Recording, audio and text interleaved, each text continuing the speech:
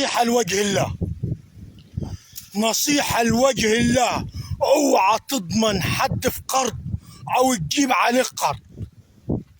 نصيحة لوجه الله في حكاية القروض، اوعى توقف مع حد وخليه تضمن حد على سبيل انك تتعاطف معاه وتوقف معاه وتقول نساعده وتوقف في القرض. نصيحة من اخوك بيوم الله، نصيحة من اخوك بيوم الله، اوعى تضمن حد في قرض ولا تساعد حد انك تجيب قرض عليك، ولا انت نفسك تجيب قرض هيتخرب بيتك وبيت ابوك وبيت اللي جابك. والضامن كلها بابي تلفون، الو يا استاذ بيومي محل القرض ده ما فلان ما دفعش النهارده لي شهرين، الو يا استاذ بيومي ده فلان لي 3 شهور النهارده ما دفعش، يا الو ده المحامي معي يكلمك، ايوه الضامن انت الرئيسي، انا سبب في. اوعى تخلي حد تضمن حد في قرض.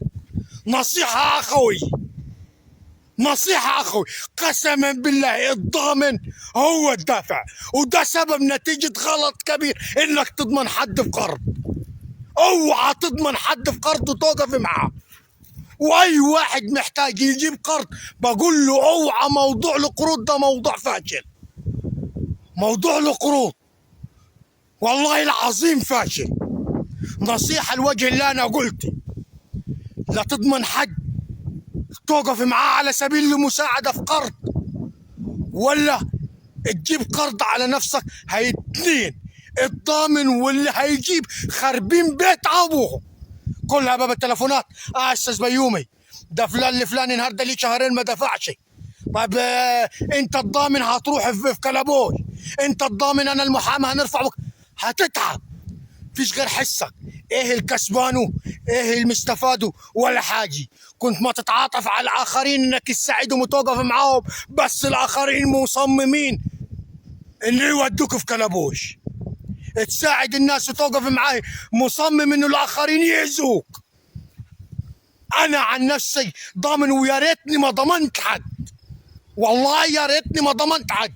وانا موضوع القروض ده من بابه اصلا ما بحبوش، ما بحبوش، لكن نتيجة غلطة على سبيل المساعدة مع الآخرين، وده نتيجة فشل جامد نعتبره مني.